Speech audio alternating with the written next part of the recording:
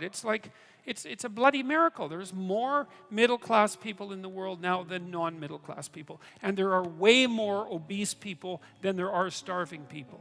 And so that's something to celebrate, you know? I mean, it's a funny thing to celebrate, but it's quite the thing to celebrate. And the fastest growing economies in the world are in sub-Saharan Africa. And they're growing at 5 to 7% a year. So it looks like the economic miracle that's, you know, that took place in India and in China, most of Southeast Asia, is really starting to kick in Africa. And it seems, at least in part, it's because of the collapse of the Soviet Union back in the 1989 and that. So there, and there are intelligent people who are working hard on trying to eradicate these problems, and they're doing it successfully.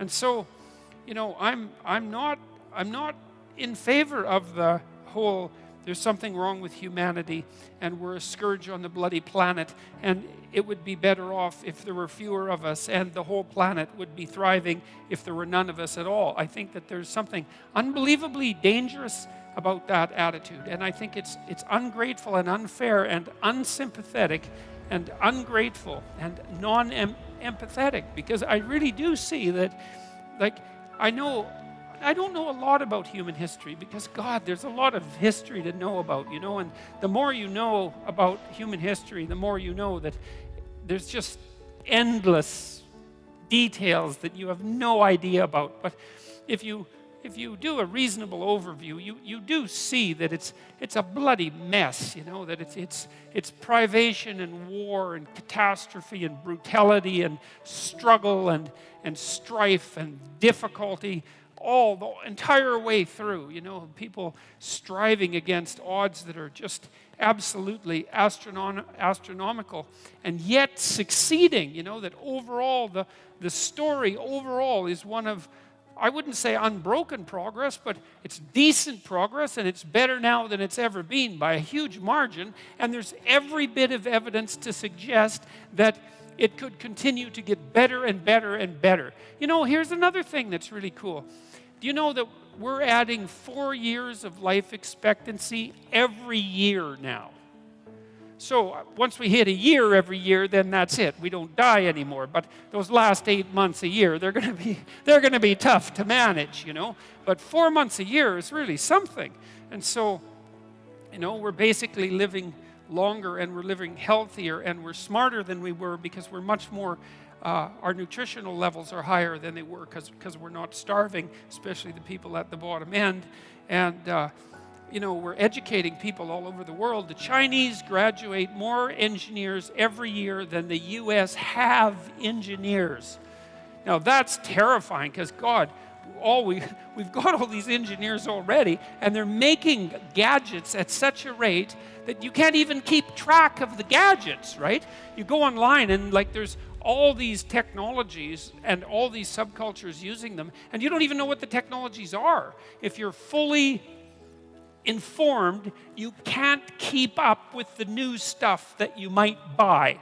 And it's not like it's trivial technology. It's unbelievably powerful technology. Like, I'm in awe of many of the young people that I work with, because they're savvier about the technological infrastructure that constitutes the web than I am, because I'm old, and it's hard to keep up as you get old.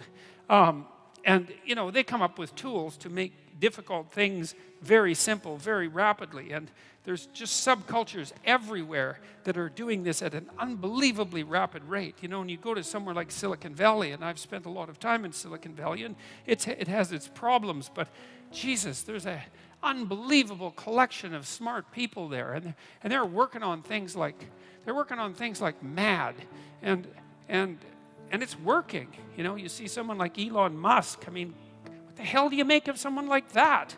You know, I mean, what did he do? He made an electric car, which is basically impossible, and it works, which is basically impossible. And then he built an infrastructure so that you could charge the damn thing wherever you drove, and that was basically impossible. And then he made it cheap, because if you buy an electric car and you factor in the price of gas, the electric car is actually about as expensive as the gasoline car.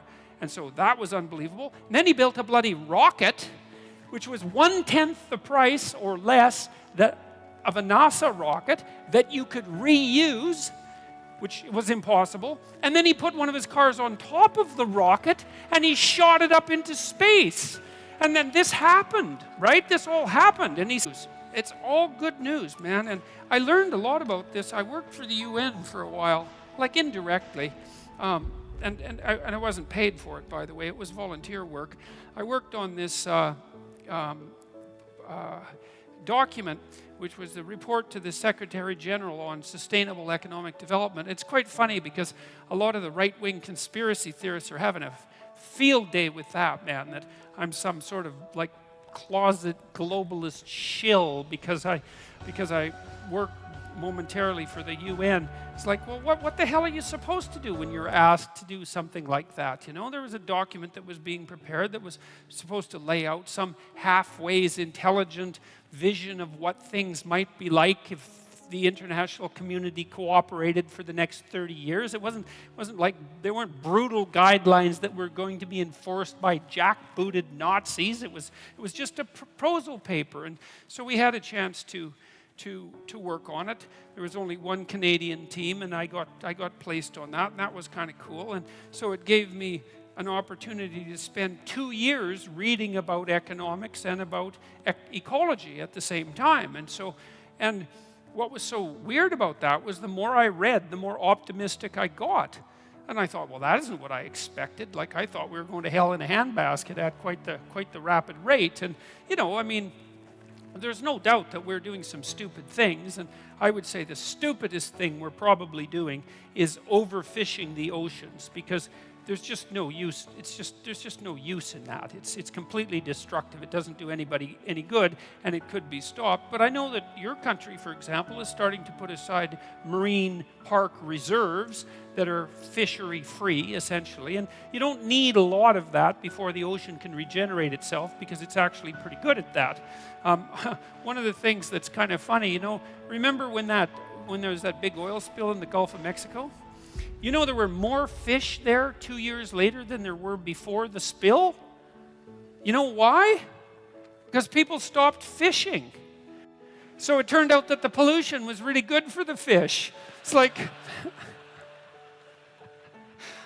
yeah, well, that's why you have to do your research carefully, because you never know, you know, you never know what's true and what isn't. And so that was pretty interesting. The same thing happened in World War II, by the way, in the North Sea, because the North Sea had been fished out pretty badly. And then during World War II, it wasn't all that safe to go out and fish in the North Sea, because, you know, you would get sunk by a submarine, and that was not very bright. So people stopped fishing, and the fish came back very rapidly. And fish do that because they breed quite quickly. And so if you just leave the damn things alone for a while, most of them come back. But you know, apart from the fisheries, which is really quite an appalling and pessimistic story, although not hopeless, and people are waking up to it and building these marine reserve parks, for example. A lot of the ecological news was surprisingly good, way better than I thought it would be. You know, so for example, there are more forests in the Northern Hemisphere than there were 100 years ago. So who would have guessed that? I wouldn't have guessed that. Partly it's because marginal farmland has returned to forest, and because we've got more effective at agriculture by a huge margin. And there are more forests in China than there were 30 years ago. And so that's something. And it turns out when people burn coal, which is, you know, kind of polluting, they don't burn wood. So, you know, they're going to burn something because they don't like eating raw, inedible things and freezing to death. So they're going to burn something. And it turns out that coal is actually preferable to wood. And so these things are complicated. And the ecological story looked better than I would have ever guessed. Even the overpopulation issue, you know, ever since the 1960s with Paul Ehrlich and the population bomb, there was this terrible pessimism that we were going to breed, you know, like uncontrolled rats until every square inch of the world was like covered with some starving skeleton, and that was all going to happen by the year 2000, when there'd be mass starvation and the price of commodities would have blown through the roof, and we would run out of oil, and all the commodities that we need to maintain a reasonably high standard of living. And, you know, that didn't happen.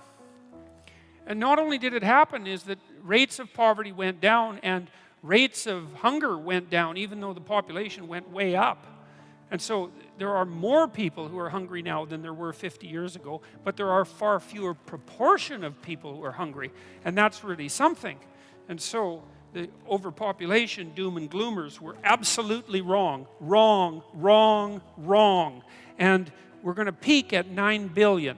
That's what it looks like. All the projections indicate something around 9 billion, and that's only 2 billion more than we have. Like, it's not nothing, it's still 2 billion people, but at the rate at which we're improving agricultural output and with regards to efficiency of agricultural output, there's no evidence whatsoever that we're going to run out of food. And, you know, a country like Uganda, this is quite interesting, if Uganda, which is a very big country, by the way, if it was utilized properly, it has a water table underneath it and plenty of water. If Uganda was utilized properly, it could feed all of Africa. And so it's not like we're making full use even of the agricultural capacity that we have available to us. And so we're not going to overpopulate the world and leave everybody like starving on like Easter Island with nothing but giant heads and no trees. That's not going to happen. And in fact, I have a sneaking suspicion that within 100 years, one of the biggest problems that we'll be facing is a declining population, and that'll be worrisome. I mean, we won't be concerned about that at the moment, but that whole doom and gloom scenario just seems to be wrong. And, you know, there are fewer wars than there were by a large margin. The overall rates of homicidal behavior in the world have plummeted. The rates of death by terrorism over the last 50 years have plummeted. There's a lot of good news. There's way more good news than there is bad news. And there's no wars in the Western Hemisphere. There's a piece of good news. You know, that's a remarkable thing.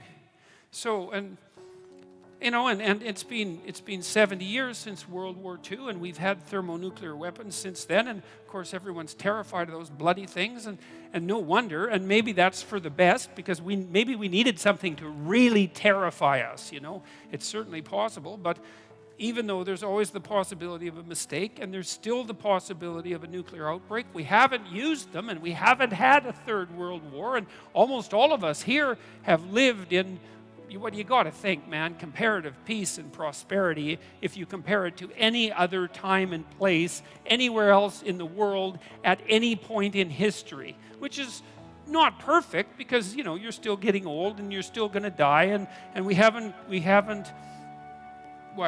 defeated all the diseases that beset us. But God, it could be a lot